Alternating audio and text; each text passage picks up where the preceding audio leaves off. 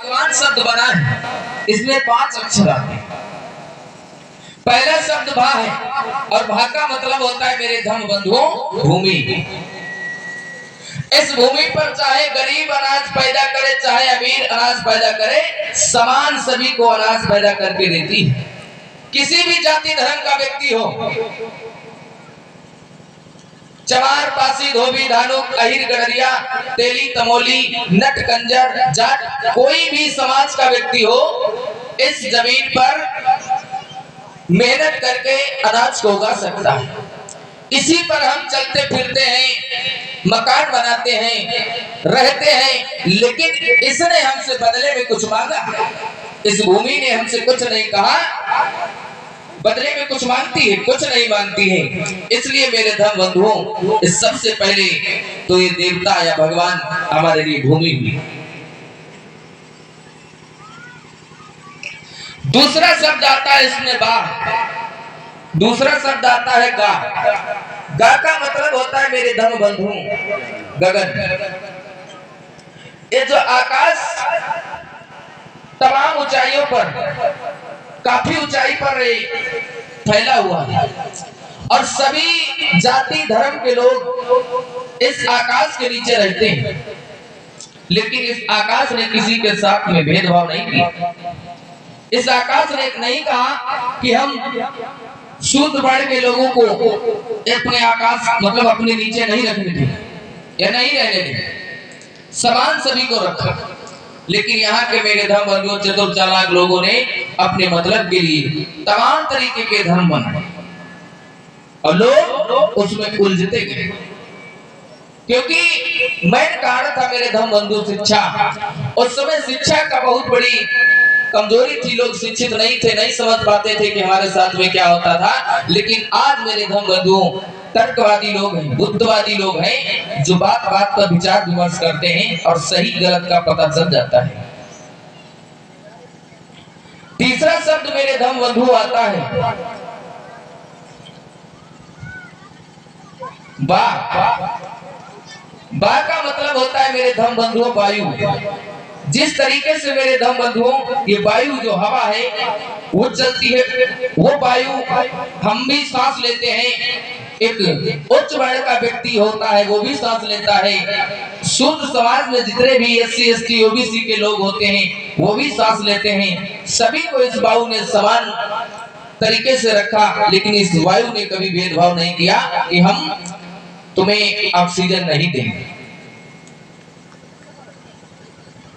इसलिए मेरे धर्म बंधुओं ये जो वायु है ये हमारे लिए देवता के समान है, भगवान है। देवता का मतलब यहाँ पर ये भी होता है, देखिए क्या होता है, तमाम लोग कहते हैं देवी देवता। देवता का मतलब होता है देने वाला, और जो हमेशा आपसे लेता उसको क्या कहेंगे?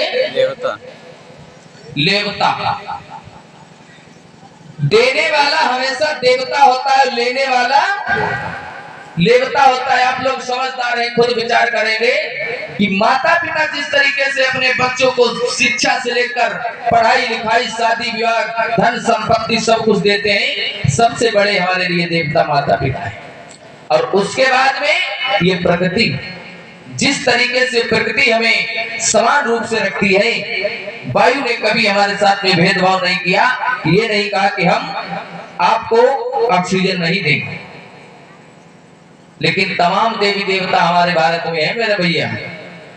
33 करोड़ देवी देवता थे हमारे देश में, और जिस समय हमारा देश अंग्रेजों का गुलाम रहा, मुसलमानों का गुलाम रहा, तमाम विदेशी आए हमारे देश में और गुलामी करते रहे, लेकिन इन गुलामी की जंजीरों को किसी ने तोड़ नहीं पाया। तमाम तरीके की हमारे देश में छुआछूत, ढोंग, पाखंड, आडंबर होता रहा है, होता अभी भी होता है। लेकिन मेरे धर्म बंधुओं यही हमें समझना है, जानना है। चौथा शब्द मेरे धर्म बंधुओं भगवान। बा में डंडा लगा है, उसका अर्थ आ निकलता है, भगवान। आग का मतलब होता है मेरे धर्म बंधुओं आग। आग भी हमारे लिए हमेशा कुछ न कुछ ऊष्मा प्रदान करती है। उसी से हम भोजन सभी प्राणी पकाकर खाते हैं। इसलिए मेरे धर्म बंधुओं चौथा जो देवता हमारे लिए है वो आग है। और अंतिम में शब्द आता है मेरे धर्म बंधु नीर। नीर का मतलब होता है ना शब्द आता है, ना का मतलब हुआ नीर। नीर पानी को कहते हैं। पानी का काम होता है मेरे धर्म बंधु प्यास बुझाना। उस पानी को चाहे कोई छोटा पिए, चाहे बड़ा पिए, चाहे धनवान पिए, पानी का मतलब होता है प्यास बुझाना। वो हर किसी की प्यास बुझाता है, कभी भेदभाव नहीं किया।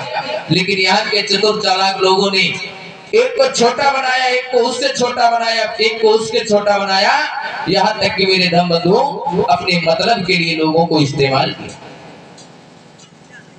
नहीं हमारे भोले भाले लोग समझ पाए। लेकिन मेरे धर्म बंधुओं, आज शिक्षा का युग है। आज हम लोग शिक्षित हैं, ये बात अच्छे से समझें, अपने बच्चों को समझाएं। और सबसे मेन जो बात है, देखिए बाबा साहब ने कहा था, शिक्षा वो शेरनी का दूध है जो पिएगा वो दहाड़ेगा।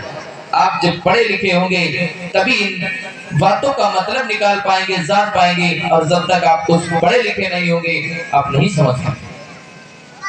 संत गाडगे बाबा ने कहा था कि मेरे धर्म बंधुओं, आधी रोटी खाना लेकिन अपने बच्चों को जरूर पढ़ाना। क्योंकि जिस व्यक्ति के जीवन में शिक्षा नहीं होती है वो व्यक्ति जानवर के समान होता है। इसलिए मेरे माताओं बहनों, सुबह अपने बच्चों को स्कूल जरूर भेजो। और जब हमारे बच्चे पढ़ेंगे लिखेंगे तभी हमारा समाज सुधरेगा और हमें अपने आप को सुधारना ही है। आइए आगे की जो पावन में चर्चा